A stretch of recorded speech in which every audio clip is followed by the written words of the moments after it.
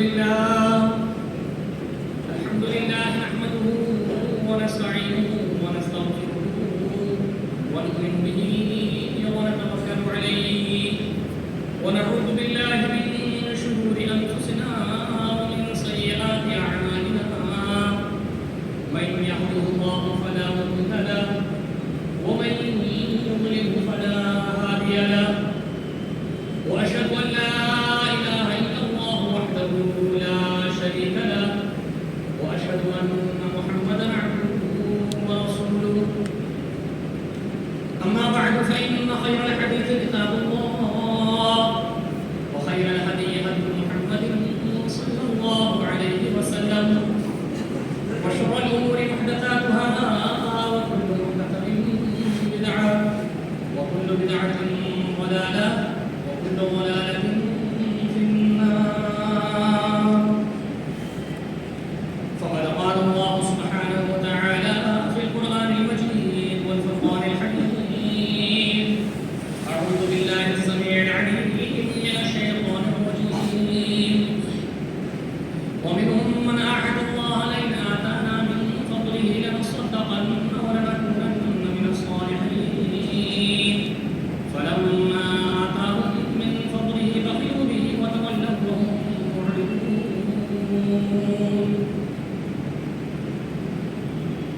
وعن الحسن رضي الله تعالى عنه قال قال رسول الله صلى الله عليه وسلم حصنوا أموالكم بالزكاة وداروا مرضاكم بالصدقة واستقبلوا أمواج البلاء بالدعاء والتضرع رواه أبو داود والطبراني والبيهقي. الحمد لله تمام تعریفیں تمام خوبیاں والحمد ثنا ہر قسم کی بڑائی کی ضروری ہر طرح کی تعریفات و توصیفات اسی رب کائنات اسی احد الصمد اسی خالق ارض و سما اسی پاک پروردگار عالم کے لیے لائق زیبا و سزاوار ہیں جو اکیلا ہے بالکل تنہا ہے جس کا کوئی شریک نہیں جو ہمیشہ سے ہے اور ہمیشہ رہنے والی ذات ہے جو سب سے زیادہ زبردست سب سے زیادہ مضبوط ترین ہمیشہ قائم رہنے والا سب سے زیادہ اپنے بندوں پر رحم و کرم کا معاملہ اور رویہ اختیار کرنے والا اپنے بندوں پر مشفق و مہربانی کا برساتیں اور موجیں پوری طریقے سے نیوچھاور کرنے والی ذات وہ صرف اللہ رب العالمین کی ذات جو اپنے پیارے پیارے بندوں کو ایسے مواقع ایسے ایام اور ایسی راتیں عطا فرماتا ہے کہ جن کے اندر وہ عبادات کر کے رب کا اور زیادہ قرب حاصل کر سکتے ہیں رب کے اور زیادہ نزدیکی حاصل کر سکتے ہیں اپنے تقوی کے اندر مضبوطی پیدا کر سکتے ہیں اپنے اندر رب الہی کا ڈر اور خوف اس کی خشیت اس کی قدر و منزلت اس کی عزت و احترام اور زیادہ فراوانی کے ساتھ پیدا کی جا سکتی ہے وہ اللہ رب العالمین احکم الحاکمین جو ہم سب پر ہم سے کہیں زیادہ رحمتیں اور عنایتیں کرنے والی ذات رحم و کرم کا معاملہ اختیار کرنے والی ذات اور مشفق و مہربان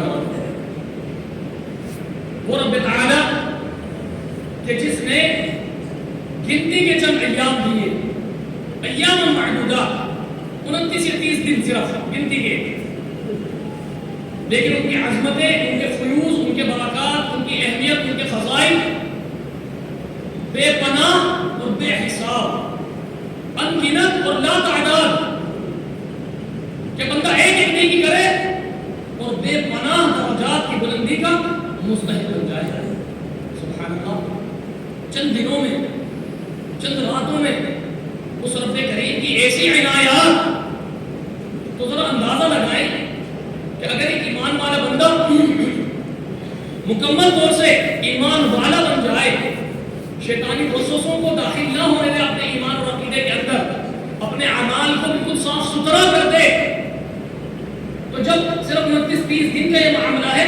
زندگی کا معاملہ کتنا بہترین ہو سکتا ہے ایمان والے کا. اس بقیہ ایام کی اصلاح کے لیے، سدھار کے لیے ایک تربیتی انداز سے اس رب تعالی نے یہ مہینہ عطا فرمایا، جس کے تعلق سے اللہ کے پیارے حبیب نبی کریم محمد رسول اللہ صلی اللہ علیہ وسلم کیا ارشاد فرما رہے ہیں؟ جامع ترمذی اور صحیح ابن حبان اور صحیح ابن خزیمہ وغیرہ کی روایت ہے، کئی صحابہ سے مروی، آپ نبی علیہ الصلوۃ والسلام ارشاد فرماتے ہیں کہ جو بندہ ان 4 کاموں کو کر لے اور ان میں سے کسی ایک کو بھی نہ چھوڑے، یعنی اگر اللہ کے نبی صلی اللہ علیہ وسلم فرما رہے ہیں کہ اگر وہ 3 کو کر رہا ہے اور ایک کو چھوڑ رہا ہے تو وہ 3 بھی اس کے رائے گاہ برباد ہیں. یعنی توحید کی اقرار اور قبولیت کے بعد 5 وقت نمازوں کی پابندی، رمضان مبارک کے روزوں کی پابندی، زکاتوں کی ادائیگی اور حج بیت اللہ کا فرض ادا کرنا. آپ کیا فرما رہے ہیں؟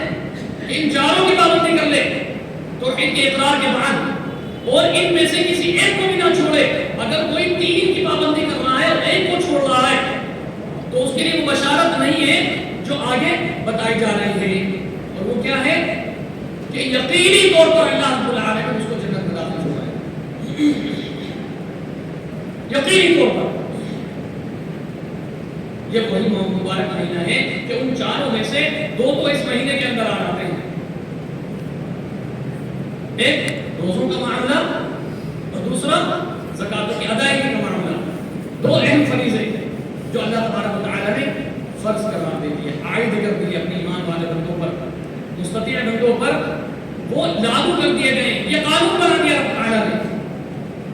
اب اس قانون کے مطابق اگر کوئی شخص، کوئی ایمان والا بندہ اسی قانون کے تحت زندگی کو بسر کرنے کی کوششیں کر رہا ہے، اسی تقدو اور جستجو میں لگا ہوا ہے، تو بارے کی نہیں آ رہے ہیں. اور عین اسی طریقے سے جیسا اللہ رب العالمین کا حکم اور جیسے اس کے پیارے حبیب نبی کریم محمد رسول اللہ صلی اللہ علیہ وسلم نے تعلیم دے دی، سکھا دیا، بتلا دیا.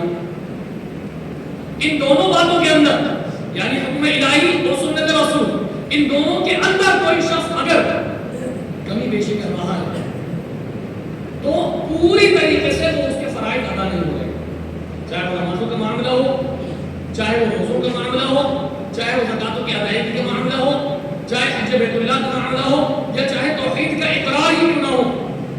اگر اس میں کہیں ملاوٹ کر رہا ہے، رب کے حکم کے ساتھ ملاوٹ کر رہا ہے تو واضح طور پر شرک ہو گیا. اللہ رب العالمین کے ساتھ شرک، نبی محترم صلی اللہ علیہ وسلم کے بتائے ہوئے طریقے کے مطابق نہ کر کے اس میں ملاوٹ کر رہا ہے تو اللہ کے نبی صلی اللہ علیہ وسلم کی رسالت میں شرک. دونوں طریقے سے نقصان ہو رہا. کتنی عجیب و غریب بات ہے یہ، کتنا فائدے کا سودا ہے یا پھر کتنے نقصان کا سودا ہے کہ ایک بندہ کتنی محنتیں کر رہا ہے، خون پسینہ ایک کرنے میں لگا ہوا ہے، بڑی محنتیں، بڑی عبادتوں میں مشغول و مصروف ہے، لیکن اس کے باوجود اس کو نتیجہ کیا مل رہا ہے؟ اگر اس نے صحیح انداز سے کیا ان دونوں شرطوں کو پورا کرتے ہوئے تو پھر اللہ رب العالمین کے وعدے کے مطابق سرخروئی، کامیابیاں، کامرانیاں اور جنت کی نعمت اس کے حقدار ہے. لیکن اگر اس میں کمی بیشی کر رہا ہے تو ذرا اندازہ لگائیں کہ اتنی سالوں کی، اتنے دنوں کی، اتنی راتوں کی محنتیں وہ سب برباد ہو رہی ہیں، وہ سب رائے گاہ ہو رہی ہیں. آج کا جمعہ جیسا کہ ہم سب کو اچھی طرح سے معلوم ہے کہ آخری عشرہ ہے، بالکل صدقۃ الفطر کے تعلق سے لوگوں کے اندر جستجو پیدا ہوتی ہے، زکاتوں کی ادائیگی کے تعلق سے لوگوں کے اندر جستجو پیدا ہوتی ہے، اعتکاف کے تعلق سے لوگوں کے اندر طرح طرح کے سوالات پیدا ہوتے ہیں. تو چند سوالات ہیں، انہی کے خلاصہ کرتے ہوئے انشاءاللہ یہ آج کا بیان ہوگا، آج کا خطبہ ہوگا. اللہ رب العالمین ہم سب کو صحیح معنوں میں کہنے سننے کے ساتھ ساتھ عمل کرنے کی توفیق عطا فرما دے تاکہ راہ نجات و فلاح تک آسانی نصیب ہو سکے. میرے عزیزوں، زکوٰۃ کے تعلق سے اکثر و بیشتر سوالات آتے ہیں. ان سوالات سے پہلے میں مختصر طور پر اس اہم ترین فریضے کی وضاحت کروں گا جس کے تعلق سے اللہ کے پیارے حبیب نبی کریم محمد رسول اللہ صلی اللہ علیہ وسلم کی بے شمار احادیث ہمیں ملتی ہے، جس سے وضاحت ہوتی ہے کہ ایک اہم ترین فریضہ ہے جو حیثیت والوں پر اللہ رب العالمین نے عائد کیا ہے.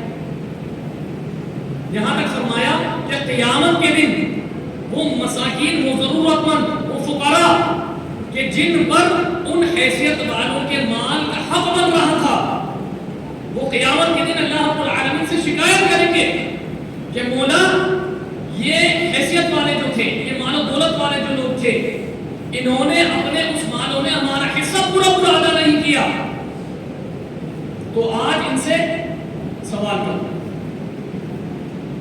آج ان کو سخت ترین عذاب میں مبتلا فرما.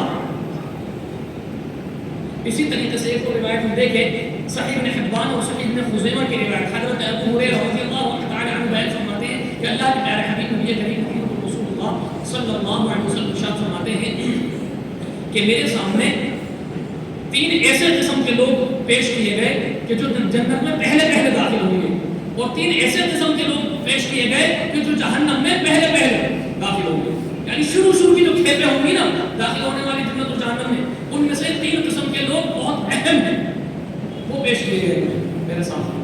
اللہ کے نبی صلی اللہ علیہ وسلم فرماتے ہیں کہ جو جنت میں داخل ہونے والے 3 قسم کے لوگ ہوں گے، اول ان میں ایک شخص ہوگا شہید، شہادت کا درجہ حاصل کرنے والا شخص. دوسرا فرمایا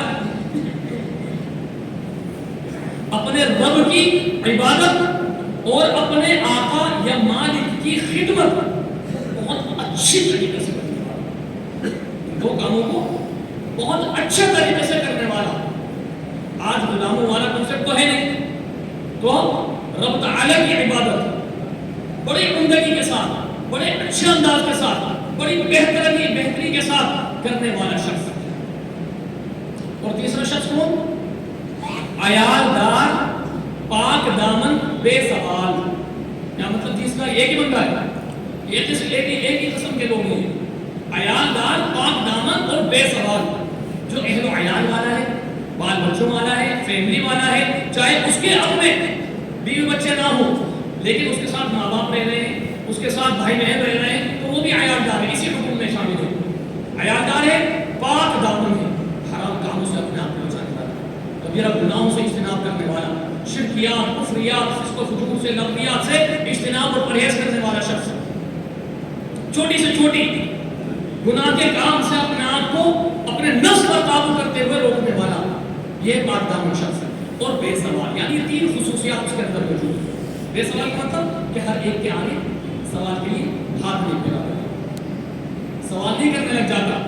تھوڑی سی پریشانی ہوئی، جب پریشانی میں اضافہ ہوا تو جہاں تھوڑی سی امید نظر آئی اللہ رب العالمین کے در کو چھوڑ کر وہیں پہنچ گئے اور سوالات کرنے شروع ہوئے.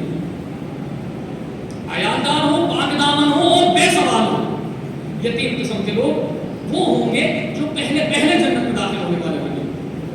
اب وہ بھی سن لیجیے کہ جو جہنم میں شروع میں اور پہلے داخل ہونے والے ہوں گے، ان میں ایک فرمایا کہ زبردستی بن جانے والا حاکم یا بادشاہ، زبردستی حاکمیت اختیار کرنے والا، بادشاہ کو اختیار کرنے والا شخص. دوسرا فرمایا ایسا شخص جو مال و دولت والا ہے لیکن اپنے اس مال و دولت میں سے اللہ رب العالمین کے راستے میں پورا ادا نہیں کرتا. کیا فرمایا؟ یہ حدیث کے الفاظ جو بڑی وضاحت کے ساتھ بڑی اہم باتوں کی طرف اشارہ کر رہے ہیں. اور یہ بیماری آج ہم میں سے اللہ ماشاءاللہ ہر ایک کے اندر موجود ہے. کیا فرمایا؟ دوسرا شخص وہ جو مالدار ہے، حیثیت والا ہے، مال و دولت کی فراوانی ہے اس کے پاس، اللہ رب العالمین نے عطا کیا ہے اس کو، لیکن اس کے باوجود اس میں سے جو اللہ تبارک و تعالیٰ کا حق ہے اس کو پورا ادا نہیں کرتا. اس میں ڈنڈی مار جاتا ہے، اس میں اونچ نیچ کر جاتا ہے، اس میں پس و پیش کر جاتا ہے، اس میں شک و شبہ میں مبتلا ہو جاتا ہے. شریعت کے احکامات جو واضح ہیں بالکل، ان کے اندر لیک و لعب میں پڑ جاتا ہے، اس میں چیمہ گوئیاں اور تعویلات پیش کرنا شروع کر دیتا ہے. جو اصل شریعت کا طریقہ ہے، جو سنت نبوی ہے، جو صحابہ کا معمول رہا، جو تابعین عظام کے زندگیوں میں نظام رہا، اس نظام کے اندر شک و شبہ پیدا کر دیتا ہے، اس طریقے کو بدل دیتا ہے، اس میں تھوڑی سی تبدیلی پیدا کر لیتا ہے، اس میں انحراف کر لیتا ہے. پورا اللہ رب العالمین کا جو حق ہے اس کے مال میں اس کو ادا نہیں کرتا کسی بھی طریقے سے، کوئی بھی نوعیت ہو سکتی ہے.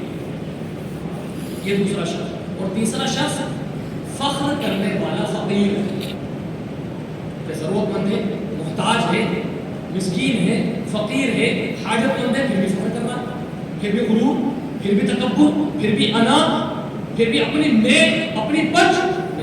یہ رب تعالیٰ کو پسند ہے. تو یہ وہ تین قسم کے لوگ جو شروع میں جہنم میں داخل کیے جائیں گے. یہاں پر زکوٰۃ کی اہمیت کا اندازہ ہو رہا ہے، اور صرف زکوٰۃ کا ہی نہیں بلکہ عام صدقات و فطرات کی بھی اہمیت کا پتہ چلتا ہے. اللہ تبارک و تعالیٰ نے سورۃ توبہ کے اندر کیا ارشاد فرمایا؟ آیت نمبر 34 اور 35. وَمِنْهُمْ مَنْ أَحَدَ اللَّهَ لَئِنْ آتَانَا مِنْ فَضْلِهِ لَنَصَدَّقَنَّ وَلَنَكُونَنَّ مِنَ الصَّالِحِينَ فَلَمَّا آتَاهُم مِّن فَضْلِهِ بَخِلُوا بِهِ وَتَوَلَّوْا وَهُم مُّعْرِضُونَ. ان میں سے بہت سارے ایسے ہیں جو آتے ہیں وَمِنْهُمْ مَنْ آتَاهُ کہ آپ سے دعائیں کروانے کے لیے، اور اس کی وضاحت حدیث میں ہمیں ملتی ہے سنن ابن ماجہ کے اندر، تفسیر ابن کثیر کے اندر، موطا امام مالک کے اندر تفسیر کے ساتھ یہ روایتیں ہمیں ملتی ہیں کہ صحابہ کرام کے زمانے میں کیسے کیسے اللہ کے نبی صلی اللہ علیہ وسلم کے پاس کچھ لوگ آیا کرتے تھے صحابہ ہونے کے باوجود. کیوں؟ کیونکہ صحابہ کے اندر بھی ہر طرح کے لوگ موجود تھے. اللہ رب العالمین ان کی پہچان کروا دیتا تھا اللہ نے اپنے نبی صلی اللہ علیہ وسلم کو کہ اس کے اندر نفاق ہے، یہ اس کا معاملہ گڑبڑ ہے، اس کے اندر یہ خرابی ہے، اس کے ایمان میں یہ کمی بیشی ہے، یہاں یہ معاملہ اس کے ساتھ ہوا ہے. تو وحی کے ذریعے سے اللہ رب العالمین بتا دیا کرتا تھا، خبردار کر دیا کرتا تھا. اور انہیں کا ذکر سورہ بقرہ کے اوائل میں اللہ رب العالمین نے بیان فرمایا ان منافقین کے تعلق سے. تو وہ لوگ ایسے بھی تھے ان میں بہت سارے جو اللہ کے نبی صلی اللہ علیہ وسلم کے پاس آیا کرتے تھے اپنی تنگی کی بنا پر دعا کرانے کے خاطر کہ ہمارے لیے دعا فرما دیجیے، ہمارے لیے دعائیں کر دیجیے، اللہ رب العالمین ہمیں فراوانی عطا فرما دے، ہمیں حیثیت والا بنا دے تو ہم ضرور بھی ضرور لنصدقن وَلَنَكُونَنَّ مِنَ الصَّالِحِينَ، تو ہم ضرور بے ضرور اللہ رب العالمین کے راستے میں ہم خرچ کیا کریں گے اور صالحین میں سے ہو جائیں گے، نیکوکاروں میں بن جائیں گے. لَنَصَدَّقَنَّ، ہم اپنی ان زکاتوں کو پورا ادا کرنے کی کوششیں کریں گے تاکہ رب تعالیٰ کے نزدیک صالحین میں ہمارا شمار ہو جائے، ابرار میں لکھ لیا جائے، علیین میں ہمارا شمار ہو جائے. وَمِنْهُمْ مَنْ أَحَدَ اللَّهَ لَئِنْ آتَانَا مِنْ فَضْلِهِ لَنَصَدَّقَنَّ وَلَنَكُونَنَّ مِنَ الصَّالِحِينَ فَلَمَّا آتَاهُم مِّن فَضْلِهِ بَخِلُوا بِهِ وَتَوَلَّوْا وَهُم مُّعْرِضُونَ. جب اللہ تبارک و تعالیٰ نے اپنے پیارے حبیب نبی کریم محمد رسول اللہ صلی اللہ علیہ وسلم کی دعاؤں کو قبول کرتے ہوئے ان کو عطا کر دیا، ان کو فراوانی عطا فرما دی، ان کو حیثیت والا بنا دیا، انہوں نے اس میں بخالیں شروع کر دی، ڈنڈیاں مارنی شروع کر دی، دلوں کو سکیڑنا شروع کر دیا، دلوں کے اندر تنگی پیدا کرنی شروع کر دی. وہ اس حکم کو بھول گئے کہ وَمِمَّا رَزَقْنَاهُمْ يُنْفِقُونَ، جو اللہ رب العالمین کئی مقامات پر حکم دے رہا ہے اور تاکید کے ساتھ حکم فرما رہا ہے کہ جو ہم نے تم کو دیا ہے اس میں سے تم ان کو دو، ان کے لیے نکالو، ان کا جو حق ہے ان تک پہنچانے کی کوشش کرو. یہ بار بار اللہ رب العالمین فرما رہے، لیکن اس کے باوجود فراوانی ہو جانے کے بعد بخالت، خجالت، سستی، کاہلی اپنے اندر پیدا کر لیا کرتے تھے. یہ ان کی صفت بتائی اللہ تبارک تعالیٰ. اور اس کی ایک مثال ہے جو اللہ کے نبی صلی اللہ علیہ وسلم کے زمانے میں ہی پیش آئی.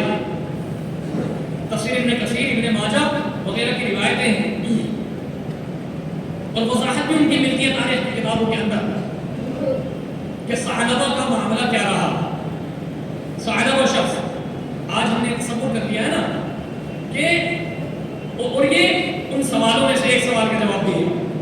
سوال کیا تھا کہ ہم اپنے رشتہ داروں کو زکوٰۃ میں سے ادا دے سکتے ہیں یا نہیں دے سکتے.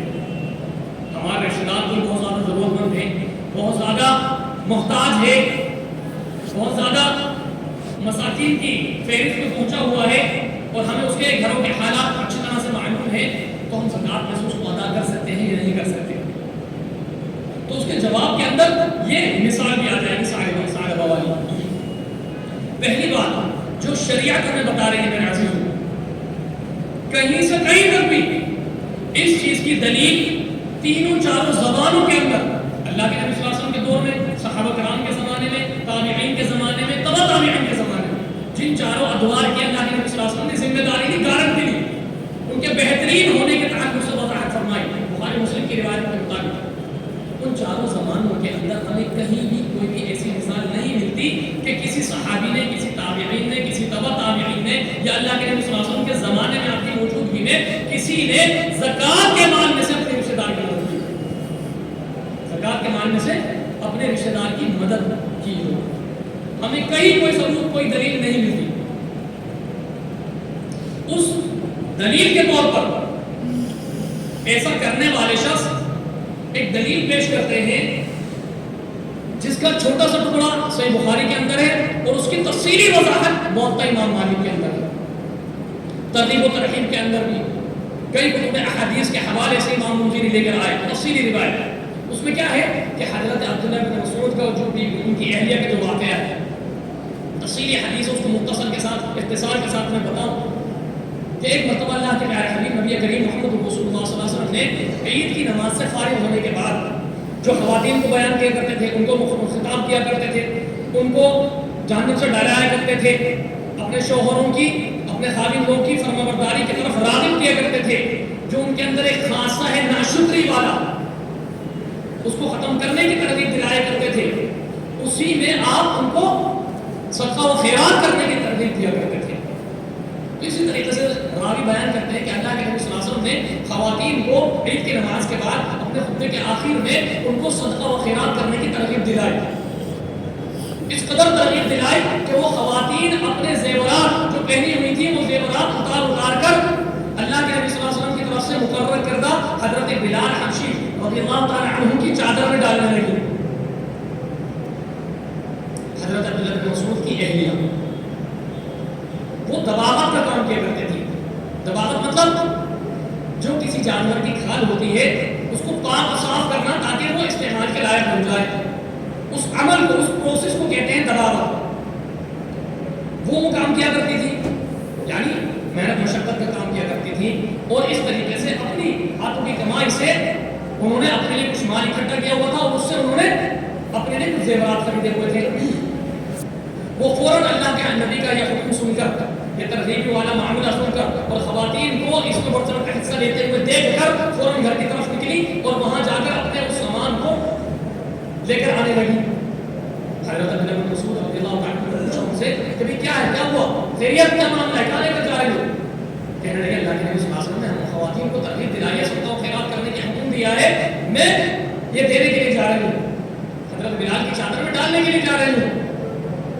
حضرت عبداللہ بن مسعود رضی اللہ عنہ کہتے ہیں کہ اس کا تو زیادہ حقدار میں ہوں، یہ تو مجھے دو دو۔ تو کہتی ہے کہ جب تک اللہ کے نبی صلی اللہ علیہ وسلم سے میں پوچھ نہ لوں، جب تک میں یہ کام نہیں کروں،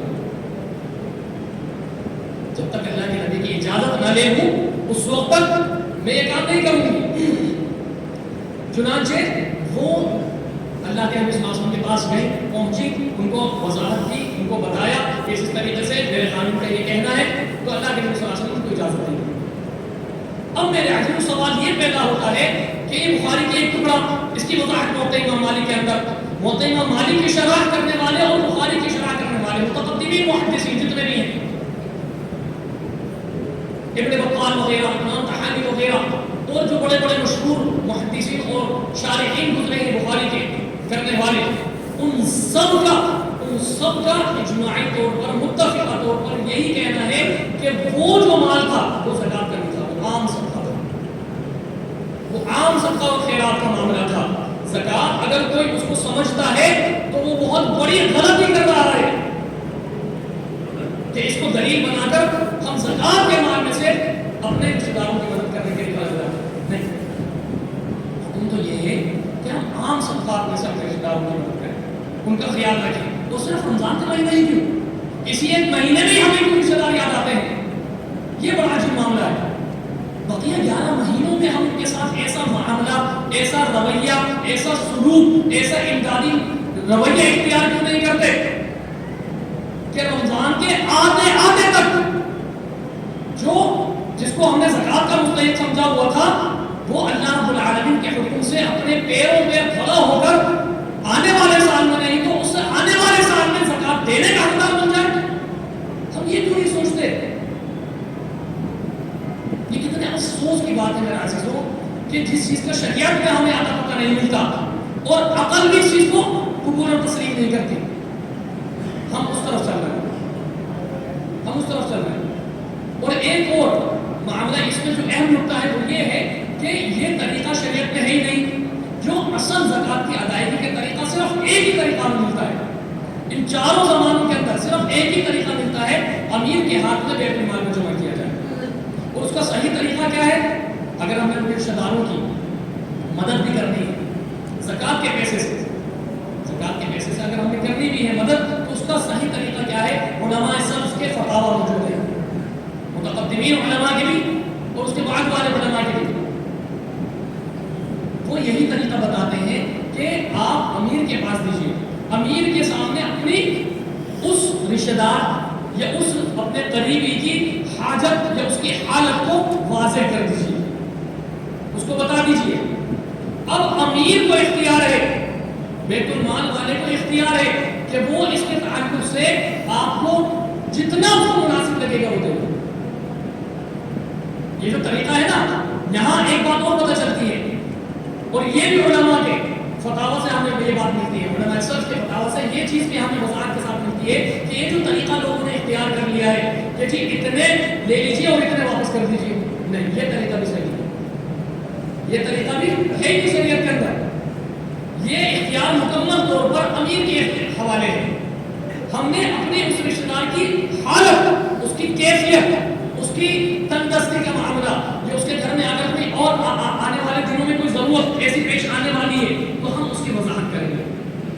اب امیر کو اختیار ہے کہ اس میں اور اضافہ کر کے دے دے یا اسی میں سے کچھ دے دے یا اس میں سے اور بڑا چڑھا کر بیت المال میں سے اضافہ کر کے اس میں جوڑ کر دے. کیوں؟ کیونکہ اب وہ آپ کی زکوٰۃ نہیں جا رہی، اب وہ بیت المال میں سے جا رہا ہے. آپ کی زکوٰۃ بیت المال میں جمع ہو گئی، اب وہ جو امیر دے گا وہ بیت المال میں سے دے رہا ہے تو اس کا حکم بدل گیا، اب اس کا حکم تبدیل ہو گیا. اور اس کا سب سے بہترین فائدہ ایک تو شریعت کا طریقہ ہو گیا، اس میں ایک بہت بڑی خوبی دیکھیے کہ وہ کیا ہے جو عقل اس کو قبول کرتی ہے اور اس چیز کو بڑی وضاحت کے ساتھ کوئی بھی سمجھدار شخص اس چیز کو سمجھ سکتا ہے. دیکھیے ہم نے براہ راست بیت المال کا طریقہ اختیار نہ کر کے ہم نے براہ راست اپنے کسی رشتہ دار کی زکوٰۃ سے مدد کر دی. اب وہ ہمارا احسان مند ہو گیا. انسان ہے، بشری لفظشیں ہوتی ہیں، شیطان سب کے ساتھ لگا ہوا ہے.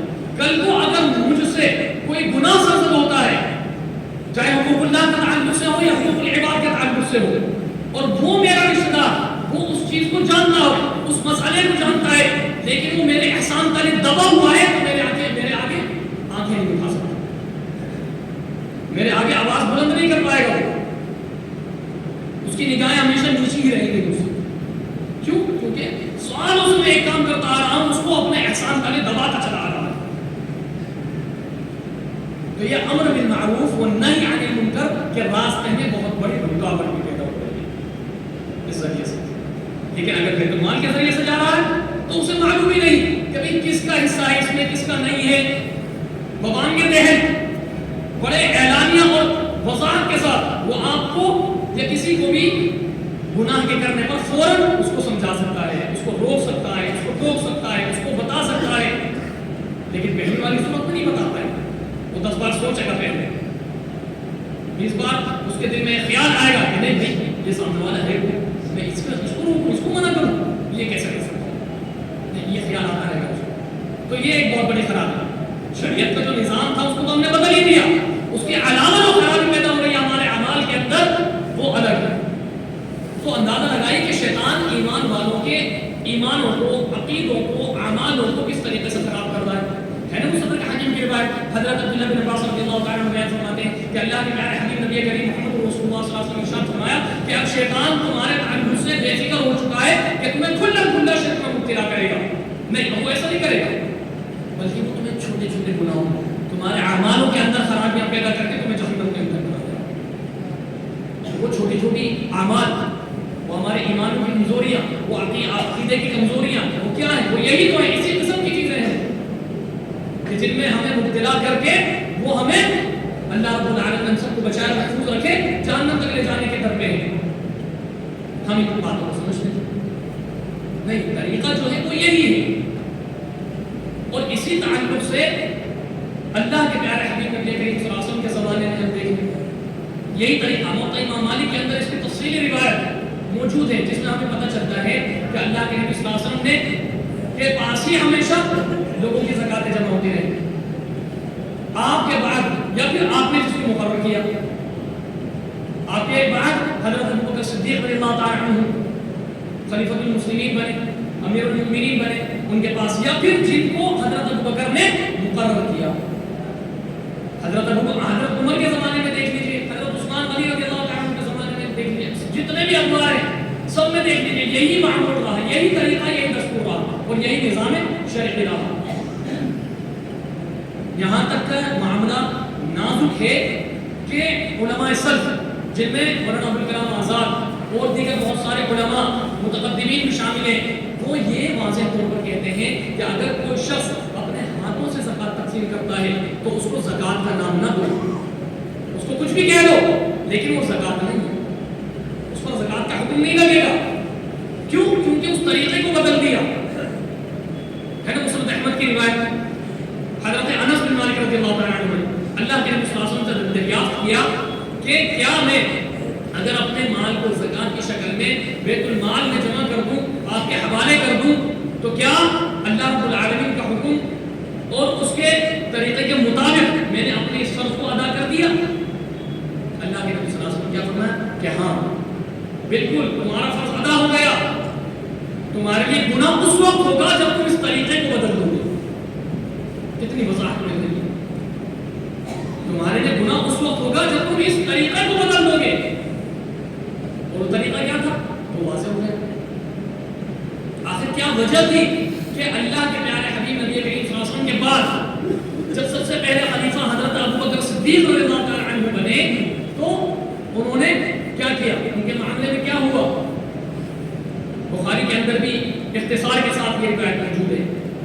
اسی طریقے سے مسلم کی شرح کے اندر امام نووی اس کو بیان کر رہے ہیں، اور موطئ امام مالک کے اندر تو بڑی وضاحت کے ساتھ، تفصیل کے ساتھ یہ پوری روایت موجود ہے اچھے انداز کے ساتھ، جس میں ہمیں یہ پتہ چلتا ہے کہ حضرت ابوبکر صدیق رضی اللہ تعالیٰ عنہ جب خلیفہ المسلمین بنے تو انہوں نے کیا اعلان کیا کہ جو بھی شخص اپنی زکاتوں میں سے روکے گا یا اس طریقے کو تبدیل کرے گا کہ جو وہ اللہ کے نبی صلی اللہ علیہ وسلم کے زمانے میں جس طریقے کے تحت وہ زکاتیں ادا کیا کرتا تھا، تو میں اس سے جنگ کروں گا، میں اس سے قتال کروں گا. اور وہ ہوا بھی، ایسا ہوا. مدینے کے کچھ فاصلے پر ایک قبیلہ تھا جس میں ایک شخص تھا مالک بن نویرہ. اس نے اپنے قبیلہ والوں کو یہ کہہ دیا کہ بھئی اس بار ہم اپنی زکاتیں بیت المال میں جمع نہ کر کے ہم اپنے ہاتھوں سے مستحقین کو اور اپنے قبیلے، اپنے خاندان والوں کو جو ضرورت مند ہمیں نظر آتے ہیں ہم ان کو دیتے رہیں گے، ہم ان کو دیں گے.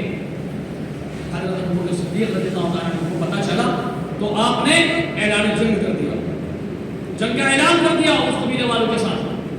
حضرت عمر رضی اللہ عنہ نے منع کیا ان کو اور فرمایا کہ نہیں، یہ خلیفۃ المسلمین، خلیفۃ الرسول، آپ یہ کیا کر رہے ہیں؟ کہ آپ کو یاد نہیں کہ اللہ کے نبی صلی اللہ علیہ وسلم نے فرمایا تھا کہ کوئی بھی شخص، کوئی بھی قبیلہ، کوئی بھی خاندان جب تک وہ توحید کا اقرار نہ کر لے اس وقت تک اس کی جان اور مال ہم سے محفوظ نہیں ہے. اقرار کر لیتا ہے تو اس کا جان بھی، اس کی مال بھی ہم سے محفوظ ہو جائے گا. یعنی اللہ بالحق کے الفاظ استعمال کیے کہ اللہ کے حق کے ساتھ. تو آپ یہ کیا کرنے جا رہے ہیں؟ وہ تو سب کرنا وہ ہے، ایمان والے ہیں. حضرت ابوبکر صدیق رضی اللہ عنہ کیا جواب دیا ان کو کہ ہاں عمر بالکل مجھے اچھی طرح یاد ہے، اور یہ معاملہ الا بالحق میں شامل ہے کہ جس چیز کا جو حق ہے، زکات کا حق کیا ہے؟ بیت المال میں جمع کرنا، اس حق کو انہوں نے بدل دیا، اس لیے ان کے ساتھ قتال کیا جائے گا۔ گویا کہ حضرت ابوبکر صدیق رضی اللہ تعالی عنہ نے ان زکاتوں کے نہ ادائیگی نہ کرنے کی بنا پر، اس طریقے کو بدل دینے کی بنا پر ان کو دائرہ اسلام سے ہی خارج تصور کر دیا۔ اور کیا وجہ ہے آخر کہ اللہ تبارک و تعالی نے قرآن مجید میں اکثر مقامات پر جہاں نماز کا ذکر کیا نا، اسی کے ساتھ ساتھ زکات کا ذکر کیا۔ اقاموا الصلاۃ وآتوا الزکاۃ یقیمون الصلاۃ ویؤتون الزکاۃ، کتنے مقامات پر ہم دیکھتے ہیں ہمیں ملتا ہے۔ اس کی وجہ کیا ہے؟ انہی آیتوں کی تفسیر اور ان کو سامنے رکھ کر علماء متقدمین یہی فیصلہ کیا کرتے تھے کہ جس طریقے سے نماز با جماعت کا حکم ہے، اسی طریقے سے زکات بھی اجتماعی طور پر ہی ادا ہوگی ایک امام کے تحت۔ جیسے نماز کی ادائیگی ایک امام کے تحت ہونی ہے کہ جماعت موجود ہے، امام موجود ہے، پھر اگر کوئی شخص انفرادی طور پر جا کے نماز پڑھ لیتا ہے پیچھے کھڑا ہو کر، تو اس کی نماز نہیں ہوگی، اس کی نماز لوٹوا دی۔ اللہ کے نبی صلی اللہ علیہ وسلم نے اس کی نماز لوٹوائی نا کہ جماعت کے ہوتے ہوئے، امام کے ہوتے ہوئے تم اکیلے کیوں اپنی نماز پڑھو؟ سنت کی نفل تک پڑھنے کی اجازت نہیں ہے، فرض تو بہت دور کی بات ہے۔ اسی طریقے سے زکات کا معاملہ ہے کہ امیر کے ہوتے ہوئے بیت المال کی موجودگی میں کوئی شخص انفرادی طور پر اگر زکات ادا کرتا ہے تو اس کی زکات نہیں ہے۔ اسی ایک نقطے کو سامنے رکھ کر علماء متقدمین، علماء سلف نے یہ فتاوی پیش کیے کہ بھئی وہ زکات ہے، اس کو زکات مت بولو، اس کو کچھ بھی بول دو، عام صدقہ بولو، خیرات بولو، اللہ کے راستے میں خرچ کرنا بولو، کچھ بھی بولو، زکات کا حکم نہیں لگا سکتا اس پر۔ یہی وجہ ہے میرے عزیزو، یہ بہت اہم معاملہ ہے۔ تو ہم نے اگر رشتہ داروں کی امداد کرنی ہے تو اس کا صحیح طریقہ اختیار کریں، یا پھر ہم عام صدقات و خیرات میں سے ان کی امداد کریں۔ تو یعنی جو صحیح طریقہ ہے، اللہ رب العالمین ظالم نہیں ہے، نہ دین میں مشکلات ہیں، اس دین کو، ان تمام نظام کو اللہ تبارک و تعالی نے بہت عمدہ اور بڑا آسان بنایا ہے۔ یہ زکات کا نظام اتنا بہترین نظام اللہ تبارک و تعالی نے پیش کیا اور دیا ایمان والوں کو خاص طور سے کہ اگر اس کی باریکیوں کو سمجھ کر اس کو من وعن جیسا طریقہ ہے اسی کو کے مطابق اس کی اگر پابندی کی جائے نا تو کوئی تنگ حال نہ بچے، کوئی غریب و مسکین و مفلس نہ بچے، اور اللہ تبارک و تعالی کی توفیق سے، اس کی رحمت سے، اس کی نصرت سے، مدد سے ہر بندہ خوشحال ہو جائے۔ یہ ایسا نظام اللہ تبارک و تعالی نے دیا ہے کہ اگر ایمان والے اس کو گہرائی سے سمجھنے کی کوشش کریں، اس طریقے کو جیسا نظام دیا گیا تھا، جو طریقہ ہمیں ملتا ہے، اس کے تحت اگر اس پر عمل درآمد ہو جائیں، اس پر کاربند ہو جائیں، اس کی پابندی کرنا شروع کر دیں، تو اس کے جو بہترین نتائج، جو عمدہ ترین ریزلٹس ہوں گے وہ دنیا دیکھیے۔ آخر کیا وجہ ہے کہ آج پڑھائی لکھائی کے اندر ہم ایمان والے مسلمان ہونے کی حیثیت سے سب سے پیچھے؟ کیا وجہ ہے؟ یہی وجوہات ہیں، بہت ساری وجوہات ہیں اس کے اندر۔ ایک دوسرا اہم سوال تھا جس کے تعلق سے بس مختصر طور پر 2 منٹ اس کی وضاحت کر کے میں ختم کروں گا انشاءاللہ، اور یہ خاص اس کے اندر بڑی پیچیدگیاں پیدا کی گئی، اس وجہ سے یہ سوال اس کو دوبارہ مجھے لینا پڑا، حالانکہ اس کی وضاحت اچھی طرح سے کئی بار ہو چکی ہے، کئی مرتبہ ہوتی ہے اور ہر بار ہوتی ہے اس کی وضاحت کہ بھی سونے اور چاندی کا نصاب کیا ہے، جسے صحیح نصاب کیا ہے، کیا واقعی میں 7.5 تولہ سونا یا 52 تولہ 52.5 تولہ چاندی ہے، اور وہ 7.5 تولہ کو بھی 85 یا 86 گرام بنا دیا گیا ہے۔ تو میرے عزیزوں، اللہ کے پیارے حبیب نبی کریم محمد رسول اللہ صلی اللہ علیہ وسلم کے زمانے میں ہم دیکھیں، صحابہ کرام کے ادوار میں دیکھیں، تابعین تبع تابعین کے زمانوں میں دیکھیں، اس کے بعد کے بھی زمانوں میں ہم دیکھیں، تو ہمیں کہیں بھی یہ نصاب نہیں ملتا کہ سونے اور چاندی کو ہم نے وزن میں تبدیل کرنا ہے، نہیں۔ اس کی نہ کوئی روایت ہمیں ملتی ہے، کوئی مستند، کوئی قابل عمل روایت نہیں ملتی ہمیں، بلکہ ہمیں جو صحیح ترین روایتیں ملتی ہیں وہ یہ ہے کہ سونے اور چاندی کو ہم نے قیمت میں تبدیل کرنا ہے، جیسا کہ مستدرک حاکم کی روایت ہے، سنن ابو داؤد کی روایت ہے، اور دیگر بہت ساری روایتیں ہیں، دارقطنی کی روایت ہے، حضرت عائشہ والی روایت چاندی کے چھلوں والی، کہ اس میں بھی آپ نے زکات نکلوائی، وہ ایک ہاتھ کے چھلے معمولی سے چھلے، وہ 52 تولے کے نہیں ہو سکتے، کبھی بھی کسی بھی زنار سے آپ معلوم کرنے کی کوشش کریے، لیکن اس پر آپ نے ان سے پوچھا کہ کیا تم نے اس کی زکات ادا کی؟ انہوں نے فرمایا نہیں. تو کیا فرمایا یہ حسبک من النار، یہ تمہیں جہنم میں لے جانے کے لیے کافی. سنن نسائی کی جید حسن درجے کی روایت ہے کہ حضرت اسما بنت یزید کی روایت، آپ فرما رہے ہیں اللہ کے نبی صلی اللہ علیہ وسلم کہ جس کے پاس سونے کی بالیاں ہوں، معمولی سی بالیاں، وہ اس کو جہنم میں لے جانے کے لیے کافی. کیا مطلب؟ کیا اگر اس کی زکات ادا نہ کی جائے کیا وہ ہمارے ساتھ ہوگا؟ وہ بالیاں معمولی سی جو خواتین اپنے گھروں میں روزمرہ کے تعاملات میں استعمال کرتی ہیں، وہ چاندی کے چھلے جس کو حضرت عائشہ نے اللہ کے نبی صلی اللہ علیہ وسلم کے سامنے زینت اختیار کرنے کے لیے بنوائے اور پہنے، وہ 52 تولہ 52.5 تولہ نہیں. اس لیے اب حدیث ہم دیکھتے ہیں مستدرک حاکم کی بالکل صحیح روایت جس میں اللہ کے نبی صلی اللہ علیہ وسلم نے یہ وضاحت فرما دی کہ فَإِذَا بَلَغَ قِيمَةُ الذَّهَبِ مِئَتَيْ دِرْهَمٍ فَفِي كُلِّ 40 درہم درہم، کہ جب سونا یا چاندی 200 درہم کی قیمت کو پہنچ جائے، 200 درہم کی قیمت کو، وزن کو نہیں، قیمت الذہب کے الفاظ ہیں، تب اس میں سے ہر 40 درہم میں سے 1 درہم تم نے نکال لینا ہے، یعنی 200 درہم کے 5 درہم تم نے زکات میں ادا کر دینے ہیں. اب یہ چیز آپ کیسے پتہ چلے گا؟ کیونکہ یہ اس وقت کی کرنسی تھی، اس لیے اللہ تبارک و تعالیٰ نے اپنے دین کی حفاظت کرتے ہوئے اس کو کرنسی کی شکل میں قیامت تک جاری ساری رکھ دیا. آج بھی بہت سارے ممالک ایسے ہیں کہ جہاں دینار اور درہم کرنسی کی شکل میں چلتے ہیں. اب جس جگہ چلتے ہیں ہم وہاں سے 200 دینار کا اندازہ لگائیں اور اپنے ملک کی کرنسی میں اس کو تبدیل کریں. 200 درہم کی قیمت جتنے بھی روپے میں بنتی ہے اتنے روپے کی قیمت کا سونا اور چاندی اگر ہمارے پاس ہے تو اس پر زکات ہے. مثال کے طور پر اگر 22 روپے کا 1 درہم مان لیا جائے تو 200 درہم کی قیمت 4400 روپے بن گئی. اگر 20 روپے کا اندازہ لیں تو 4000 روپے ہو گئے. تو یعنی 4000 4200 4400 یعنی 200 درہم کی قیمت. اتنی قیمت کا اگر ہمارے پاس سونا یا چاندی ہے، اس پر ایک سال گزر گیا تو اس پر ہم نے زکات ادا کرنی ہے. یہ ہے سونا چاندی کا نصاب. اللہ تبارک و تعالیٰ سے التجا ہے کہ مولا کریم ہم سب کو صحیح اندازے کے ساتھ قرآن اور حدیث کی تمام باریکیوں کو سمجھتے ہوئے اس پر عمل پیدا رہنے کی توفیق عطا فرما دے. آمین یا رب العالمین. اقول قولی ھذا استغفر اللہ لی ولکم ولسائر